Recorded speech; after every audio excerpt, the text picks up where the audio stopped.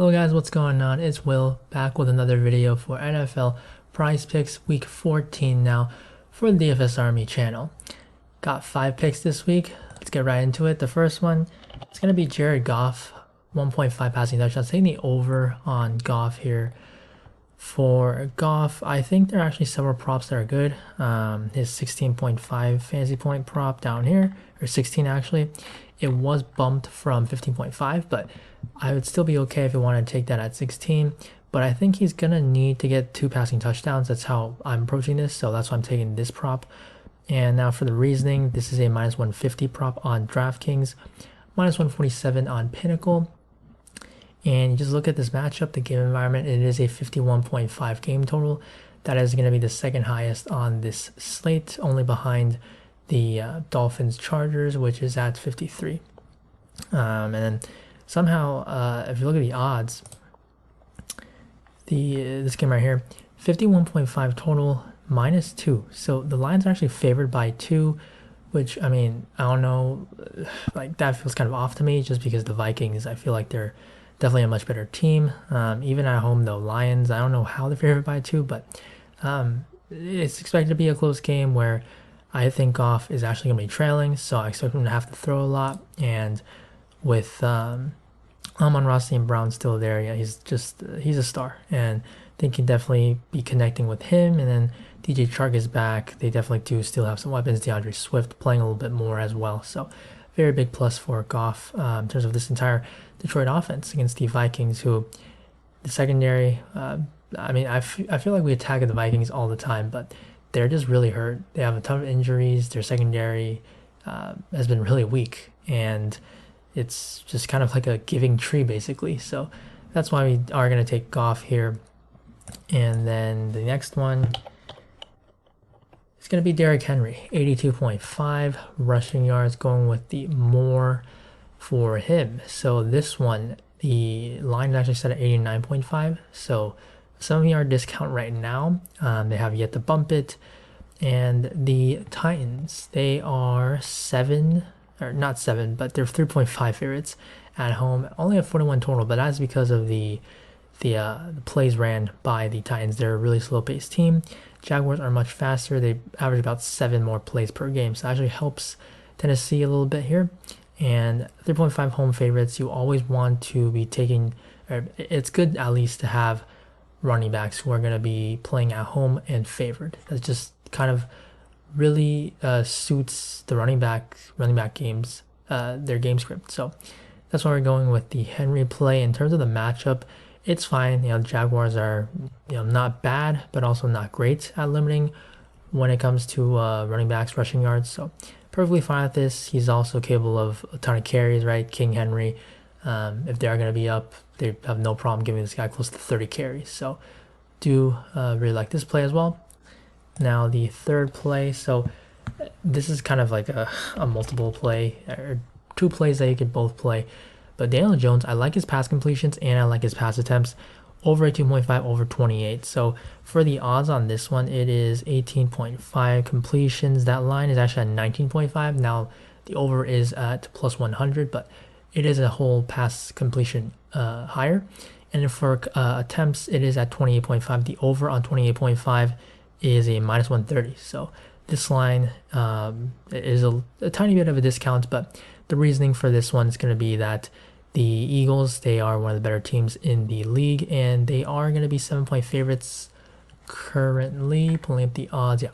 7-point favorites, and it is a healthy 45 total. The Giants are going to be playing at home. Now, the Eagles, they do have a good defense, but the Giants, they are pretty rational when it comes to what they have to do to try to win the game. Like, they're going to throw a lot. They've done it when they are trailing.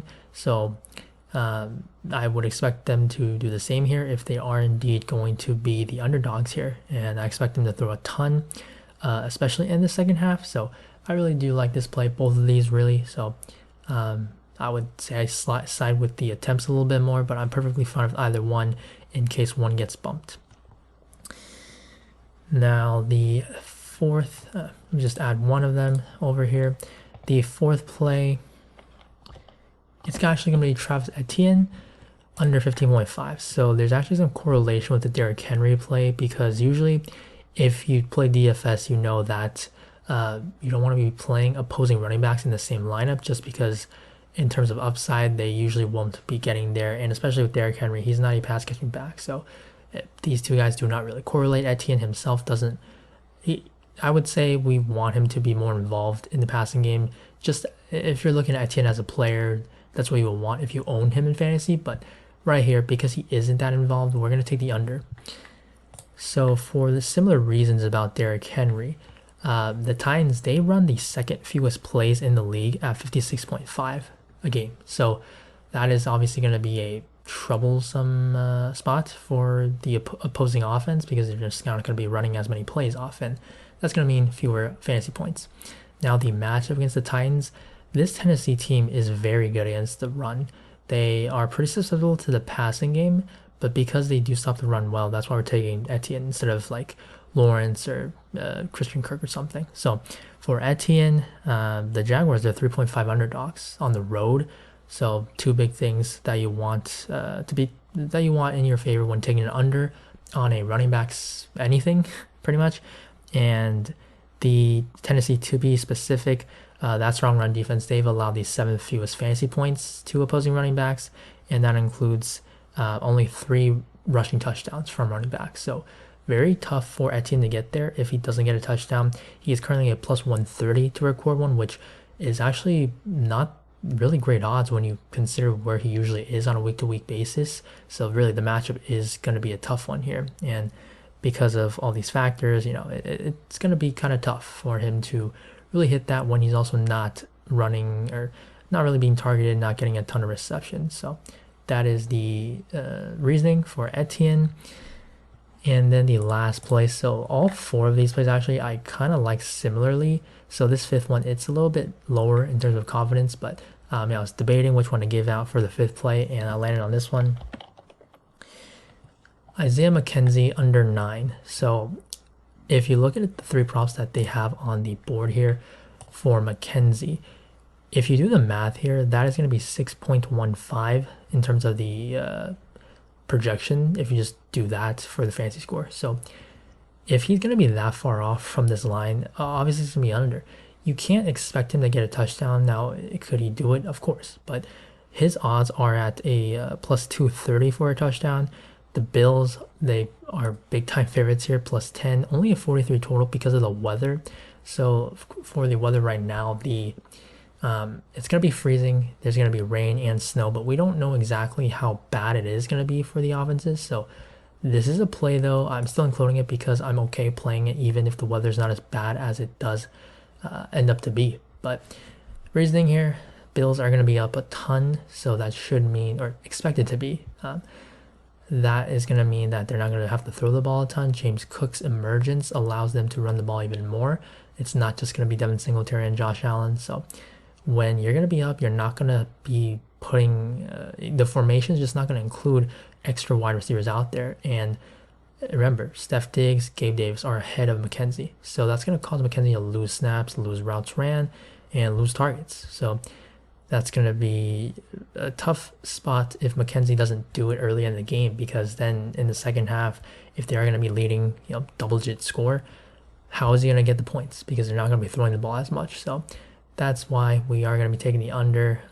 And additional reasons, just the matchup. Like the Jets, they're actually a really good defensive team, but because offensively they have their troubles, and it is Josh Allen on their side, that's why they are favored by 10. But against wide receivers, the Jets, they allow the 3rd fewest fantasy points, the 2nd fewest receiving touchdowns to wide receivers, and the 3rd fewest receiving yards. So just a pretty tough spot. And then you factor in the matchup, or the game script.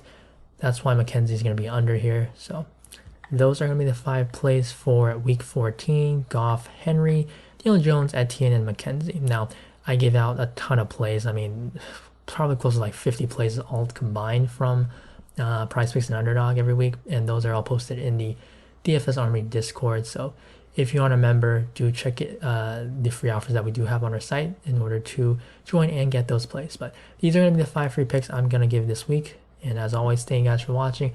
Good luck on the slate, and I will see you in the next video.